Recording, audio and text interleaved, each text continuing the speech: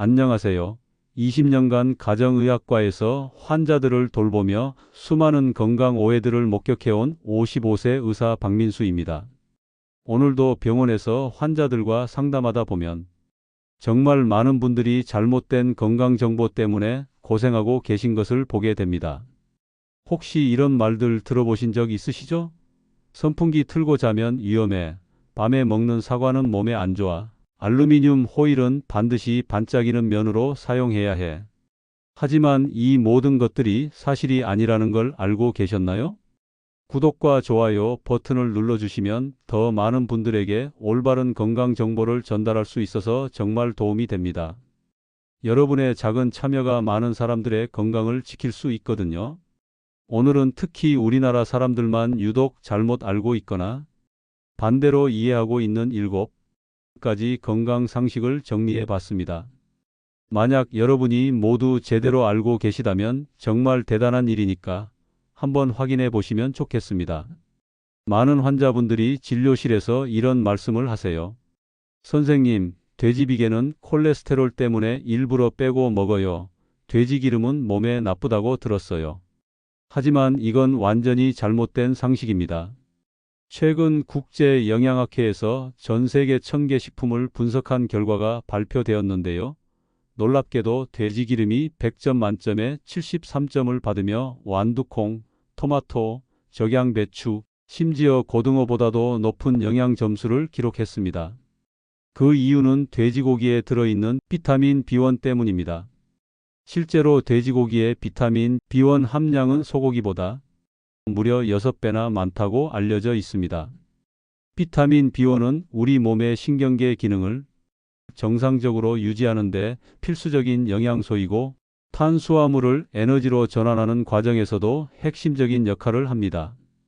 또한 돼지기름에는 올레산이라는 단일 불포화 지방산이 풍부하게 들어 있습니다. 이 올레산은 올리브오일의 주성분이기도 한데 실제로 돼지기름의 올레산 함량은 약 40% 정도로 상당히 높은 수준입니다. 올레산은 나쁜 콜레스테롤은 줄이고 좋은 콜레스테롤은 증가시키는 것으로 알려져 있어서 오히려 심혈관 건강에 도움이 될 수 있습니다. 그런데 왜 우리는 지금까지 돼지기름을 나쁘다고 생각해 왔을까요? 이는 1960년대 미국 설탕 산업계의 로비 활동 때문이었습니다.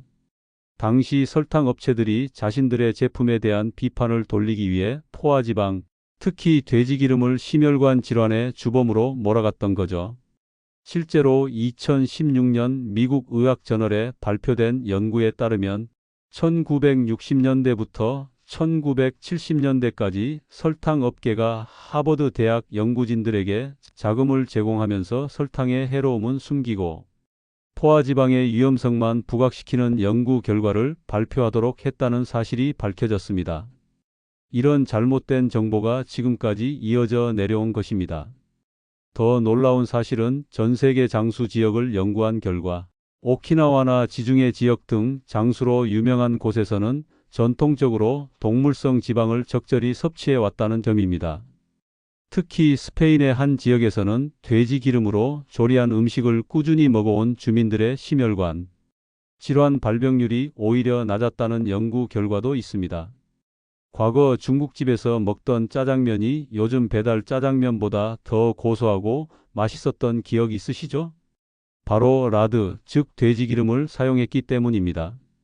라드는 높은 온도에서도 잘 변성되지 않아 볶음 요리에 특히 좋습니다. 가끔 라드 하나 구입해서 볶음밥 만들 때 조금씩 넣어 보시면 그 맛의 차이를 확실히 느끼실 수 있을 거예요. 다만 여기서 중요한 것은 적당량을 섭취하는 것입니다. 아무리 좋은 성분이 들어 있어도 과도하게 섭취하면 칼로리 과다로 이어질 수 있거든요. 하루에 1에서 2티스푼 정도가 적당한 양이라고 보시면 됩니다. 반대로 많은 분들이 좋다고 알고 계시는 것이 오리기름입니다. 오리로스 먹을 때 나오는 기름은 몸에 혹시 이런 말들 들어보신 적 있으시죠? 좋으니까 먹어도 된다. 심지어 숟가락으로 떠먹어도 살이 안 찐다는 이야기까지 들어보셨을 거예요. 특히 오리기름이 다이어트에 좋다고 믿고 계신 분들이 정말 많습니다. 하지만 결론부터 말씀드리면 오리기름은 다른 일반적인 동물성 기름과 크게 다르지 않습니다. 오리기름이 좋다고 알려진 이유는 상온에서도 액체 상태를 유지하는 불포화 지방산이 많기 때문인데요. 이 때문에 혈관에 쌓이지 않고 살도 찌지 않는다고 알려져 있죠. 실제로 오리기름에 불포화 지방산이 많은 것은 맞습니다. 오리기름의 지방산 구성을 보면 올레산이 약 49%, 팔미트산이 약 22%, 리놀레산이 약 20% 정도로 이루어져 있습니다. 이 중 올레산은 단일 불포화 지방산으로 올리브 오일의 주성분이기도 해서 이 때문에 오리기름이 건강에 좋다고 알려진 것입니다. 하지만 닭고기나 돼지고기, 소고기와 비교했을 때 그 차이가 엄청나게 큰 것은 아니에요. 예를 들어 닭기름의 올레산 함량도 37% 정도이고 돼지기름도 40% 정도입니다. 생각만큼 큰 차이가 나지 않는다는 뜻이죠. 그리고 오리고기가 다이어트에 좋다고 알려져 있지만 사실 삼겹살과 비교했을 때 칼로리나 지방 함량이 거의 비슷한 수준입니다. 오리고기 100g당 칼로리는 약 337kcal이고 삼겹살은 약 331kcal 정도입니다. 지방 함량도 오리고기가 28지, 삼겹살이 27지 정도로 거의 차이가 나지 않습니다. 더 중요한 사실은 오리기름도 결국 동물성 지방이라는 것입니다. 상온에서 액체 상태를 유지한다고 해서 우리 몸에서도 그대로 액체 상태로 남아있는 것은 아니에요. 우리 몸의 체온은 37도 정도인데 이 온도에서는 대부분의 지방이 액체 상태가 됩니다. 결국 다른 기름과 똑같이 소화되고 대사되는 과정을 거치게 되는 거죠. 또한 오리기름을 많이 섭취하면 오히려 염증을 증가시킬 수 있다는 연구 결과도 있습니다. 오리기름에 들어있는 아라키돈산이라는 성분이 과도하게 섭취될 경우 체내 염증 반응을 증가시킬 수 있거든요. 프랑스에서는 전통적으로 오리기름을 많이 사용하는데 이것이 프렌치 패러독스라고 불리는 현상의 원인 중 하나라고 여겨지기도 했습니다. 하지만 최근 연구에 따르면 이는 오리기름 때문이 아니라 적포도주 섭취, 채소와 과일 섭취량 증가, 그리고 전반적인 식습관의 차이 때문인 것으로 밝혀졌습니다. 따라서 불포화 지방산을 섭취하고 싶으시다면 참기름이나 들기름, 올리브 오일을 드시는 것이 훨씬 효과적입니다. 이런 식물성 기름들은 오리기름보다 훨씬 높은 불포화 지방산 함량을 가지고 있고 동시에 비타민 E와 같은 항산화 성분도 풍부하게 들어 있거든요. 앞으로는 오리기름을 건강식품처럼 생각하고 일부러 섭취하시는 일은 없으셨으면 좋겠어요. 특히 숟가락으로 떠먹는 것은 절대 권하지 않습니다. 오리 요리를 드실 때도 겉에 나오는 기름은 적당히 제거하고 드시는 것이 건강에 더 도움이 됩니다. 진료실에서 환자분들과 식단 상담을 할 때 가장 많이 듣는 질문 중 하나가 MSG는 정말 몸에 나쁜가요? 입니다. 많은 분들이 MSG를 인공화학 조미료로 생각하고 계시는데 이것도 완전한 오해입니다. MSG, 즉 글루탄산 나트륨은 고기, 토마토, 치즈, 미역 등에 자연적으로 들어있는 성분입니다. 우리가 평소에 먹는 자연식품에 원래부터 존재하는 물질이라는 뜻이죠. 실제로 모유에도 MSG가 들어있고 된장이나 간장 같은 발효식품에도 자연적으로 생성되는 성분입니다. MSG의 역사를 살펴보면 더욱 흥미롭습니다. 1908년 일본의 이케다 키쿠나의 박사가 다시마에서 감칠맛을 내는 성분을 분리해낸 것이 MSG의 시작입니다. 그는 이 성분을 우마미라고 불렀는데 이는 단맛, 신맛, 짠맛, 쓴맛에 이어 5번째 맛으로 인정받고 있습니다. 그런데 왜 우리나라에서만 MSG가 해로운 화학 조미료라는 인식이 생겼을까요? 이는 1960년대 미국에서 시작된 중국 음식점 증후군이라는 가설 때문입니다. 당시 한 의사가 중국 음식을 먹은 후 두통과 메스꺼움을 느꼈다며 이것이 MSG 때문이라고 주장했습니다. 하지만 이후 수십 년간 진행된 수많은 연구에서 MSG와 이런 증상들 사이에는 아무런 연관성이 없다는 것이 증명되었습니다. 미국 FDA, 유럽 식품안전청, 세계보건기구 등 전 세계 모든 주요 보건기구들이 MSG의 안전성을 확인했습니다. 더욱 중요한 것은 MSG가 나트륨 함량을 줄이는 데 도움이 될 수 있다는 점입니다. MSG를 사용하면 소금의 양을 30에서 40% 정도 줄여도 같은 수준의 맛을 낼 수 있거든요. 고혈압이나 심혈관 질환 위험이 높은 분들에게는 오히려 도움이 될 수 있는 것이죠. 또한 MSG는 단백질의 소화를 돕는 역할도 합니다. 글루탐산은 우리 몸에서 단백질을 분해하는 과정에 필요한 아미노산 중 하나이기 때문입니다. 실제로 나이가 들수록 소화 능력이 떨어지는데 적절한 MSG 섭취가 소화에 도움이 될 수 있다는 연구 결과도 있습니다. 과거 한 방송 프로그램에서 MSG를 사용하지 않는 식당을 착한 식당, 양심 식당이라고 소개하면서 마치 MSG를 사용하면 나쁜 식당인 것처럼 인식을 만들었기 때문입니다. 이런 편견이 너무 깊이 뿌리박혀서 지금도 많은 식당에서 MSG 무첨가를 마케팅 포인트로 사용하고 있습니다. 하지만 최근 여러 연구를 통해 MSG의 유해성이 사실이 아니라는 것이 밝혀졌고, 현재 우리나라 식품의약품안전처에서도 평생 섭취해도 안전한 식품 첨가물로 분류하고 있습니다. 일일 섭취어 용량도 따로 정하지 않을 정도로 안전한 것으로 인정받고 있어요. 실제로 지금 판매되는 라면에는 이런 편견 때문에 MSG가 들어있지 않습니다. 그래서 요즘 라면 맛이 예전만 못하다고 느끼시는 분들이 많으신 거예요. 라면을 끓이실 때 MSG나 미원을 커피 스푼으로 반 스푼 정도만 넣어보세요. 예전에 먹던 그 진짜 라면 맛을 느끼실 수 있을 거예요. 다만 여기서 주의할 점은 MSG 자체가 문제가 아니라 과도한 섭취가 문제라는 것입니다.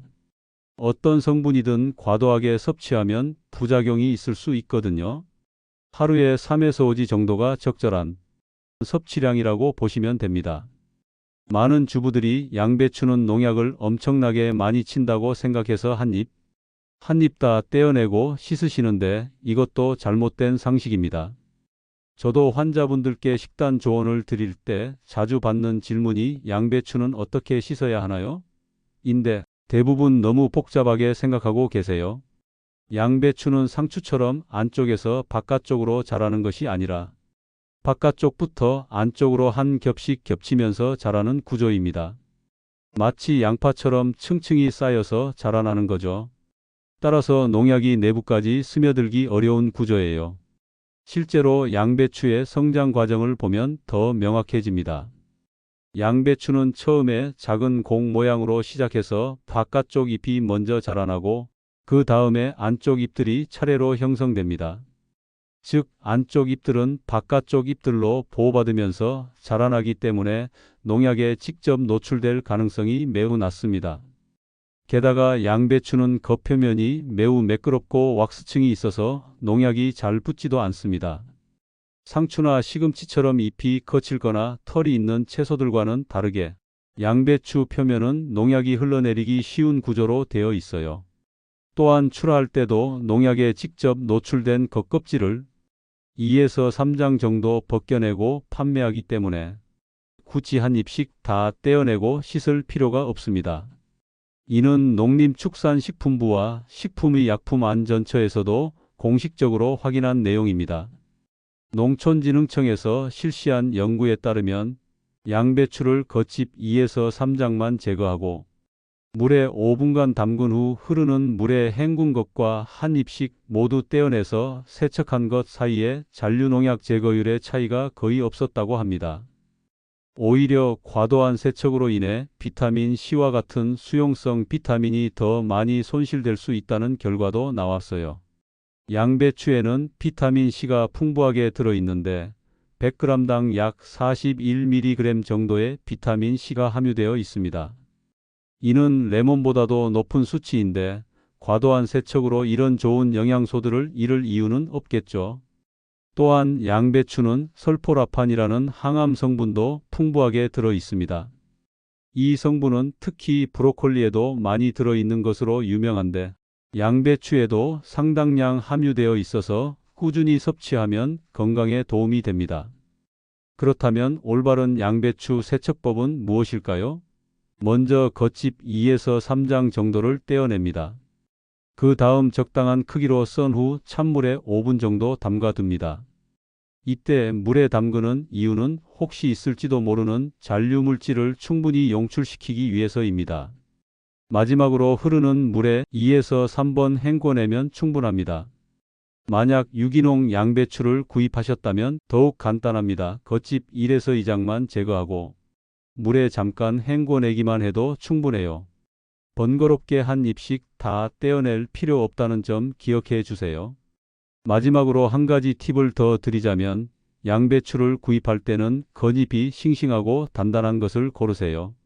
겉잎이 시들거나 상한 양배추는 보관 과정에서 문제가 있었을 가능성이 높습니다. 이건 제 부모님도 모르고 계셨던 내용인데요. 대부분의 분들이 채소나 과일을 씻을 때 식초나 베이킹소다를 사용해서 농약을 제거하려고 하시죠. 각종 언론이나 TV 프로그램에서도 그렇게 세척하는 것이 가장 좋다고 알려왔습니다. 심지어 일부 방송에서는 전용 세제를 사용하라고 권하기도 했죠. 하지만 최근 식품의약품안전처와 농업과학원의 연구 자료에 따르면 과일과 채소를 식초, 세제, 그리고 일반 수돗물에 각각 1분간 담근 다음 30초간 흐르는 물에 세척한 결과 농약 제거율에는 큰 차이가 없었다고 합니다. 이 연구는 정말 충격적이었습니다. 12가지 농약이 잔류한 채소와 과일을 대상으로 진행했는데 일반 수돗물로 세척한 그룹이 92에서 96%의 농약 제거율을 보인 반면 식초를 사용한 그룹은 93에서 97%, 전용 세제를 사용한 그룹은 94에서 98%의 제거율을 보였습니다. 생각보다 그 차이가 미미했던 거죠. 즉, 단순히 수돗물만으로도 제대로 세척한다면 90% 이상의 잔류 농약이 제거된다는 것이죠. 오히려 식초나 소금을 첨가해서 세척할 경우 채소의 종류에 따라 영양소가 파괴될 수 있다고 합니다. 예를 들어 시금치나 상추 같은 녹색 잎채소를 식초물에 오래 담가두면 비타민C가 급속히 파괴됩니다. 또한 딸기나 포도 같은 연한 과일의 경우 산성인 식초가 과일 표면을 손상시켜 오히려 세균이 침투하기 쉬운 환경을 만들 수도 있어요. 베이킹소다의 경우도 마찬가지입니다. 알칼리성인 베이킹소다는 일부 비타민과 항산화 성분을 파괴할 수 있습니다. 특히 안토시아닌이라는 보라색 색소 성분은 알칼리성 환경에서 쉽게 변성되기 때문에 블루베리나 가지 같은 채소의 경우 베이킹소다로 세척하면 영양가가 떨어질 수 있습니다. 그리고 흐르는 물에 씻어야 농약이 잘 제거될 것 같지만 이것도 사실 효율적이지 않습니다. 농약은 물에 용출되어 나오는 시간이 필요하기 때문에 물에 1에서 5분 정도 담가뒀다가 헹궈내는 것이 잔류 농약 제거에는 2배 이상의 차이를 보였다고 합니다. 농촌진흥청의 또 다른 실험에서는 사과를 대상으로 다양한 세척 방법을 비교했는데 흐르는 물에 30초간 세척한 것보다 정수에 3분간 담근 후 헹궈낸 것이 농약 제거율이 훨씬 높았다고 합니다. 이는 농약 성분이 물에 충분히 녹아 나올 시간이 필요하기 때문입니다. 또 여기서 채소를 씻을 때도 차가운 물과 뜨거운 물 둘 중 뭐로 씻어야 되는지 이것도 저마다 말이 다른데요. 사실 채소의 종류에 따라 물의 온도는 달라질 수 있지만 제일 좋은 온도는 미지근한 물로 씻었을 때 채소들이 더 싱싱하게 살아난다고 하니까 참고해 주세요. 뜨거운 물의 경우 일부 농약의 제거에는 도움이 될 수 있지만 동시에 비타민과 무기질도 함께 파괴되거나 손실될 수 있습니다. 반대로 너무 차가운 물은 농약 성분이 잘 녹아 나오지 않을 수 있어요. 그렇다면 가장 효과적인 채소와 과일 세척법은 무엇일까요? 첫째, 미지근한 물에 3에서 5분 정도 담가둡니다. 둘째, 부드러운 브러시나 손으로 표면을 가볍게 문질러 줍니다. 셋째, 흐르는 물에 30초 정도 헹궈냅니다. 이것으로 충분합니다. 특히 껍질째 먹는 과일의 경우에는 조금 더 신경 써서 세척하는 것이 좋습니다. 사과나베, 포도 등은 부드러운 브러쉬로 표면을 가볍게 문지르면서 세척하면 더욱 효과적입니다. 마지막으로 한 가지 더 중요한 점은 세척 후 물기를 완전히 제거하는 것입니다. 물기가 남아있으면 세균이 번식하기 쉬운 환경이 되기 때문에 깨끗한 키친타월이나 천으로 물기를 제거한 후 보관하시는 것이 좋습니다. 마트에 가면 다양한 종류의 계란이 있죠. 요즘에는 동물복지 인증마크가 붙은 계란이 여러 이유로 좋다고 해서 비싼 가격에도 불구하고 많이 팔리고 있습니다. 환자분들도 선생님, 동물복지 계란이 더 건강에 좋다면서요? 라고 물어보시는 경우가 많아요. 하지만 많은 경우가 사실상 마케팅에 불과한 경우가 많다는 것이 밝혀졌습니다. 계란을 자세히 보시면 영문과 숫자가 적혀 있는데 여기서 맨 마지막 번호가 계란의 사육 환경을 나타냅니다. 이 숫자가 몇이냐에 따라 어떤 환경에서 자란 계란인지 알 수 있어요. 계란의 난각 코드를 해석해 보면 이렇습니다. 맨 마지막 숫자가 1이면 방목, 2는 평사, 3은 개선 케이지, 4는 일반 케이지를 의미합니다. 동물복지 인증을 받으려면 최소한 3 이상의 환경에서 사육되어야 합니다. 문제는 일부 업체들이 여전히 비좁은 케이지에 더 많은 닭을 넣어 키우면서 단순히 문만 열어놓고 동물복지 인증마크를 붙여 비싸게 판매하고 있다는 것입니다. 실제로 2022년 농림축산검역본부의 조사에 따르면 동물복지 인증을 받은 농장 중 일부에서 인증 기준을 위반하는 사례들이 발견되었습니다. 더 심각한 문제는 사육시설의 투명성 부족입니다.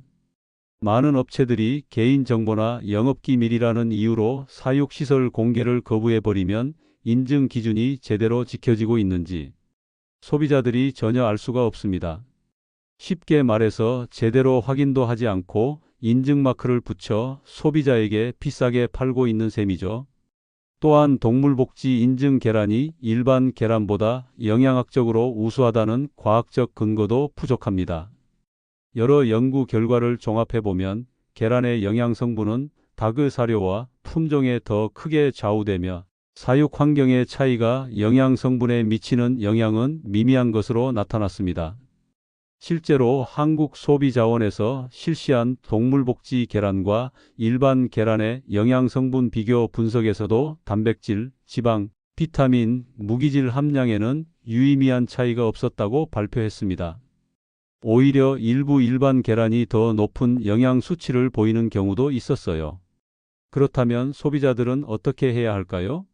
먼저 동물복지라는 가치 자체를 중시한다면 인증마크를 확인하되 해당 업체의 투명성도 함께 살펴보는 것이 좋습니다. 사육 환경을 공개하고 정기적인 모니터링을 받는 업체의 제품을 선택하시는 것이 현명한 선택입니다. 또한 가격 대비 효과를 고려한다면 일반 계란도 충분히 좋은 선택이 될 수 있습니다. 대신 신선도를 확인하고 깨끗한 환경에서 유통되는 제품을 선택하는 것이 더 중요할 수 있어요. 물론 시중에서 판매하는 모든 동물복지 인증 계란이 다 문제가 있는 것은 아닙니다. 실제로 동물복지 기준을 잘 지키면서 투명하게 운영되는 업체들도 많이 있어요. 하지만 유명한 대기업 제품에서도 이런 문제가 발견된 바 있어서 이런 내용이 더 널리 알려져서 업계 전반의 개선이 이루어지기를 바랍니다.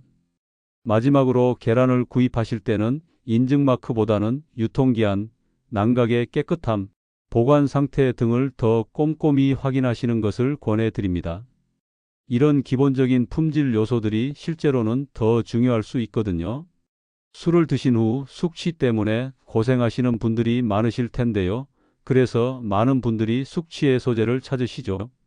환자분들도 선생님, 숙취해소제 먹으면 정말 도움이 되나요? 라고 자주 물어보세요. 하지만 이 숙취해소제들이 최근 절반 이상 판매 중단되었다는 사실을 아시나요? 그 이유가 정말 충격적인데요. 식품의약품안전처가 실제 숙취 해소에 효과가 있는지 인체시험 결과로 증명하라고 했더니 제품 절반 이상이 판매를 중단한 것입니다. 2023년 기준으로 국내에서 판매되던 숙취 해소제는 약 40여 종이었는데 이 중 20여 종이 판매를 중단했습니다. 사실 이는 예상 가능한 결과였습니다. 숙취해소제의 주요 성분들을 살펴보면 대부분이 간 기능 개선이나 알코올 분해에 도움이 된다고 추정되는 성분들이었거든요. 하지만 실제로 숙취 증상을 완화시킨다는 임상적 근거는 부족했습니다. 예를 들어 많은 숙취해소제에 들어있는 헛개나무 추출물의 경우 동물 실험에서는 알코올 분해 효소의 활성을 높인다는 결과가 있었지만 인간을 대상으로 한 대규모 임상시험에서는 뚜렷한 효과가 입증되지 않았습니다. 또 다른 주요 성분인 밀크시슬도 마찬가지입니다. 간 건강에 도움이 된다는 연구는 있지만 실제 숙취 증상인 두통, 메스꺼움, 피로감을 줄여준다는 직접적인 증거는 부족했어요. 저도 개인적으로 숙취해소제를 먹은 날과 안 먹은 날의 체감상 차이는 있었지만 이것이 플라시보 효과였을 가능성이 높습니다. 실제로 여러 연구에서 숙취해소제의 효과 중 상당 부분이 플라시보 효과라는 결과가 나왔어요. 가장 흥미로운 실험 중 하나는 독일에서 진행된 연구였습니다. 참가자들을 세 그룹으로 나누어 한 그룹은 숙취해소제를, 한 그룹은 위약을, 마지막 그룹은 아무것도 주지 않았는데 숙취해소제 그룹과 위약 그룹 사이에는 유의미한 차이가 없었다고 합니다. 그럼 지금 판매하고 있는 제품들은 모두 효과가 증명된 건가요? 아닙니다. 현재 판매 중인 제품들도 시험 결과를 제출했을 뿐이고 식품의 약품안전처가 올해 말까지 심사한 후에 다시 걸러낼 예정입니다. 심사 기준은 더욱 엄격해져서 실제 숙취 증상 완화 효과를 명확히 입증해야만 숙취해소제라는 표현을 사용할 수 있게 됩니다. 만약 심사에서 탈락한다면 그 제품들은 숙취해소제라는 용어 자체를 사용할 수 없게 되어 관련 광고가 모두 사라질 수 있습니다. 대신 간 건강기능식품이나 피로회복 같은 표현만 사용할 수 있게 되죠. 사실 숙취의 가장 효과적인 대처법은 예방과 기본적인 수분 보충입니다. 알코올은 이뇨작용을 촉진해서 탈수를 일으키고 이것이 숙취의 주요 원인 중 하나거든요. 그래서 술을 마시기 전과 마신 후에 충분한 수분을 섭취하는 것이 가장 중요합니다. 또한 숙취에 도움이 되는 것은 당분과 수분 보충입니다. 알코올 분해 과정에서 혈당이 떨어지기 때문에 꿀물이나 이온 음료를 마시는 것이 비싼 숙취해소제보다 더 효과적일 수 있습니다.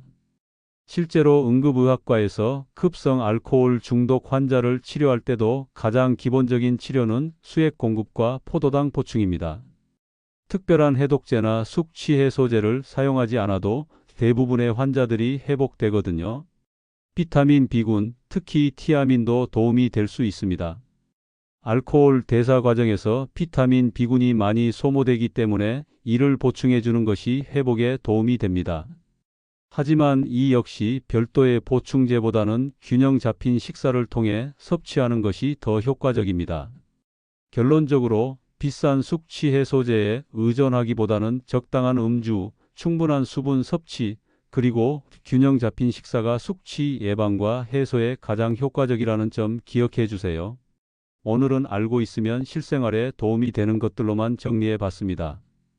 특히 오늘 다룬 내용들을 보면 한 가지 공통점이 있습니다. 바로 상업적 이익이나 잘못된 정보 전달로 인해 만들어진 오해들이라는 점이에요. 돼지기름의 경우 설탕 업계의 로비 때문이었고 MSG는 근거 없는 괴담이 방송을 통해 퍼진 경우였죠. 동물복지 계란이나 의류수거함도 마케팅이나 상업적 목적이 우선시된 결과였습니다. 이런 정보들이 10년 후에는 또 어떻게 바뀔지 모르겠지만 현재로서는 과학적으로 검증된 내용들이니 참고하시면 도움이 될 것 같습니다. 의학이나 영양학은 계속 발전하고 있고 새로운 연구 결과들이 나오면서 기존의 상식이 바뀌는 경우도 종종 있거든요.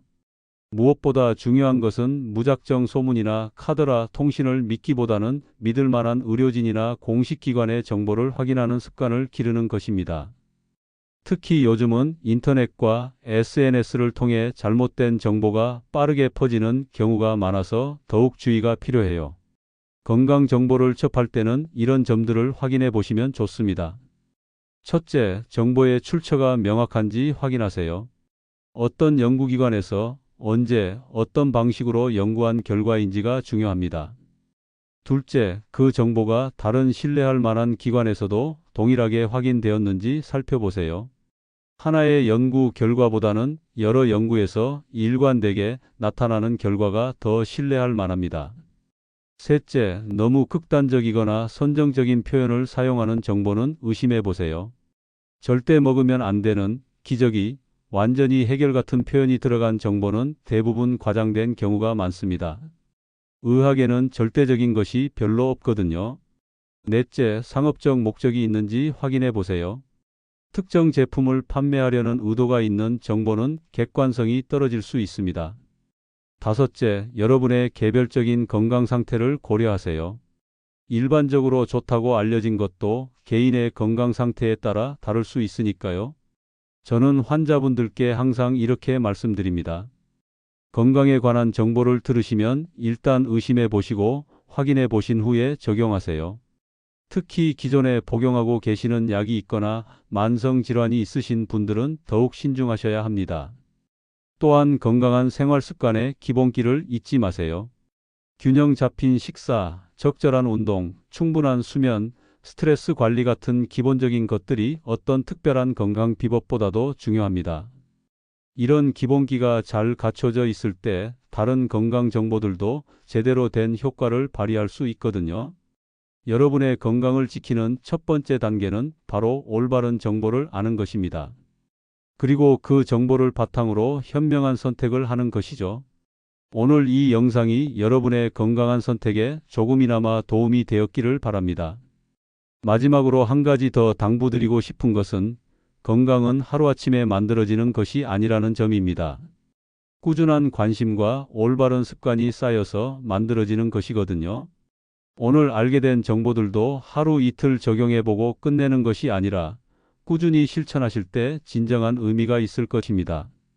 오늘 영상이 도움이 되셨다면 구독과 좋아요 버튼 꼭 눌러주시고 가족이나 친구들과도 함께 나눠보시면 좋겠습니다. 특히 나이 드신 부모님이나 건강에 관심이 많은 주변 분들께 공유해 주시면 그분들도 잘못된 건강 상식에서 벗어나는 데 도움이 될 것 같아요. 다음에는 더 유익하고 검증된 건강 정보로 찾아뵙겠습니다. 여러분의 건강하고 행복한 일상을 응원합니다. 시청해 주셔서 감사합니다.